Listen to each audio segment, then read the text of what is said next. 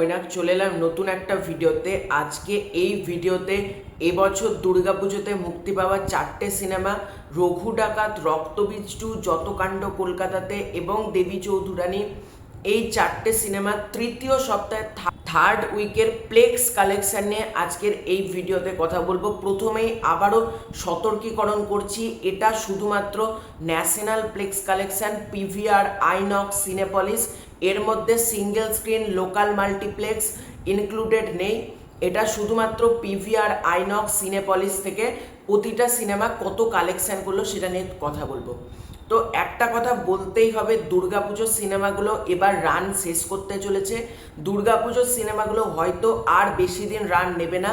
কালী পুজো, ভাইফোঁটা এগুলো কমপ্লিট হওয়ার পর আমরা দেখতেই পারবো এই ছবিগুলো আস্তে আস্তে কিন্তু নিঃশেষ হয়ে যাচ্ছে। এবং কোনো ছবি যেরকম দেখেছিলাম বহুরূপী অক্টোবর থেকে ফেব্রুয়ারি মার্চ মাস অবধি যেরকম একটা লম্বা রান নিয়েছিল, বা রক্তবীজ সিনেমাটা জানুয়ারি মাস পর্যন্ত রান নিয়েছিল, সেটা হয়তো কোনো ছবি এবার রান নেবে না। তো প্রথমেই যদি আমরা আসি যতকাণ্ড কলকাতাতে, এই ছবিটা সত্যি কথা বলতে যথেষ্ট ভালো কিন্তু চলেছে, কোনো প্রমোশন নেই, সেই সাপেক্ষে ছবির বাজেটও আহামরি কিছু না। যতকাণ্ড কলকাতাতে এই সপ্তাহে অ্যাপ্রক্সিমেটলি 10 লাখ টাকা কালেকশন করেছে তৃতীয় সপ্তাহে প্লেক্স কালেকশন থেকে, এবং টোটাল যদি কালেকশানটাকে ইনক্লুড করা হয় 3 সপ্তাহে কালেকশান করেছে অ্যাপ্রক্সিমেটলি 1,01,00,000 টাকা, যেটা যথেষ্ট ভালো। তোমরা বলতেই পারো এটা যদি ওভারঅল কালেকশান হয় প্রায় 2 কোটি টাকার কাছাকাছি কিন্তু এই ছবিটা কালেকশান করেছে, যেটা যথেষ্ট ভালো সাইন, কারণ এই ছবিটার বাজেট কিন্তু ভীষণ ভীষণ কম। পরবর্তীতে আমরা যদি দেবী চৌধুরানীর ক্ষেত্রে আসি, দেবী চৌধুরানী নিজের তৃতীয় সপ্তাহে কালেকশান করেছে 6 লক্ষ টাকা, এবং টোটাল অ্যাপ্রক্সিমেটলি প্লেক্স থেকে কালেকশান এসেছে ছবিটার 62 লাখ টাকা।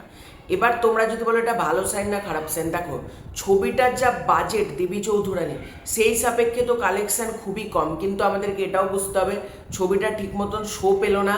একটা ছবিকে রীতিমতো গলা টিপে মেরে দেওয়া হলো। সবার দোষ রয়েছে এখানে, প্রডিউসাররা দুর্গাপুজোতে ঢুকেছে, তোমার হল মালিকরা সেরকমভাবে শো দেয়নি, চারিদিক থেকে কিন্তু মেন এফেক্টেড হলো দেবী চৌধুরানী ছবিটা যথেষ্ট ভালো হয়েছে, আমি নিজে থিয়েটার থেকে দেখেছি ছবি। যদি আমরা আসি রক্তবীজ 2 এর কালেকশানে, তো রক্তবীজ 2 এর ক্ষেত্রে তোমাদেরকে একটু ডিটেলসে আমি কালেকশানটা বলবো, এবং রক্তবীজ 2 ওভারঅলে কত কালেকশান করেছে প্লেক্সের পাশাপাশি আমি যেটুকু জানতে পেরেছি সেটাও তোমাদেরকে উইথ প্রুফ আমি জানিয়ে দেবো, ঠিক আছে? তো সবার ফার্স্টে যদি আমরা আছি প্লেক্সে, রক্তবীজ 2 নিজের তৃতীয় সপ্তাহে প্লেক্স থেকে কালেকশন করেছে অ্যাপ্রক্সিমেটলি 10 লাখ টাকা, যার মধ্যে 7 লাখ টাকা এসেছে ওয়েস্ট বেঙ্গল থেকে, এবং 3 লাখ টাকা এসেছে ন্যাশনাল থেকে, বাইরে থেকে, মুম্বাই, দিল্লি, বেঙ্গালুরু যেখানে রিলিজ করেছিল সেখান থেকে। এবং টোটাল প্লেক্স থেকে 3 সপ্তাহে রক্তবীজ 2 এর কালেকশন দাঁড়াচ্ছে 1,84,00,000 টাকা। এবার এই 1,84,00,000 টাকা, এবার আমি তোমাদেরকে ওভারঅল কালেকশানটা তোমাদেরকে জানাচ্ছি, ঠিক আছে?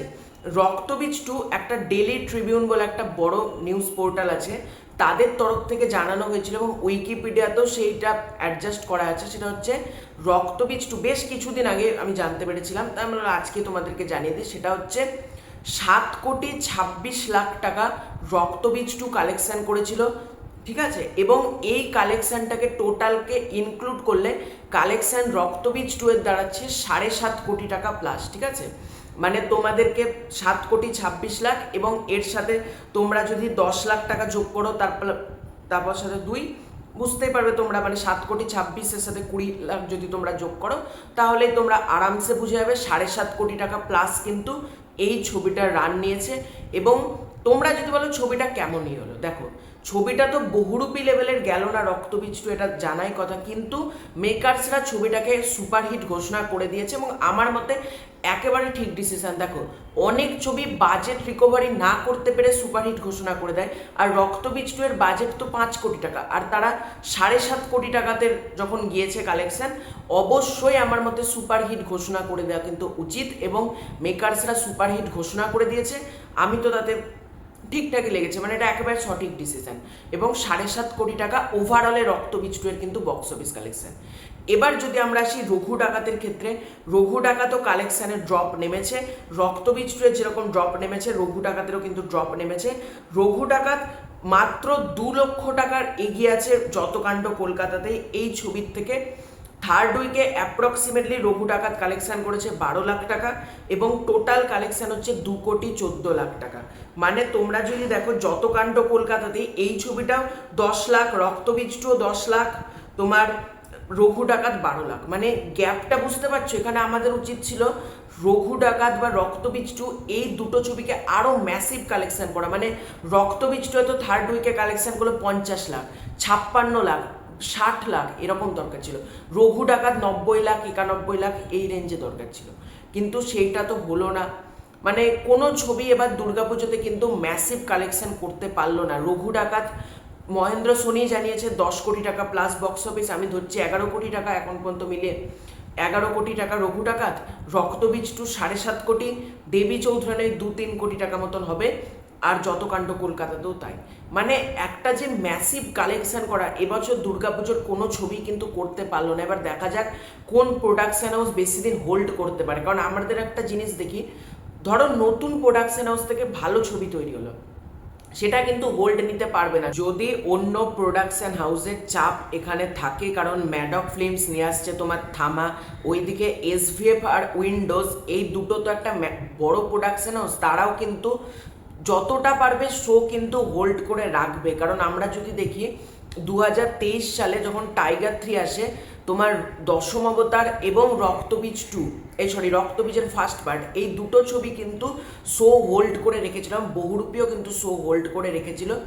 এবং এখানে কিন্তু মেন এফেক্টেড হলো দেবী চৌধুরানী, এবং বাকি দুটো ছবি দেখা যাক কতটা কি কালেকশন করতে পারে। কারণ ম্যাডক ফিল্মস যখন থামা আনবে মানে বড় ছবি, তখন আলটিমেটলি বাংলা ছবিগুলোর একটা বড় সড়ো হ্যাম্পার হবে। তারপর সুরিন্দার ফিল্ম স্বার্থপর নিয়ে আসছে, দেখা যাক কতটা কি হয়।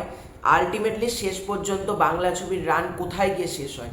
তো এটাই ছিল আজকের ভিডিও। ভালো লেগে থাকলে লাইক করো, শেয়ার করো, সাবস্ক্রাইব করো, তোমাদের কি ওপিনিয়ন জানিও। খুব শীঘ্রই দেখা হচ্ছে নতুন কোনো ভিডিওতে, ততক্ষণের জন্য বাই বাই।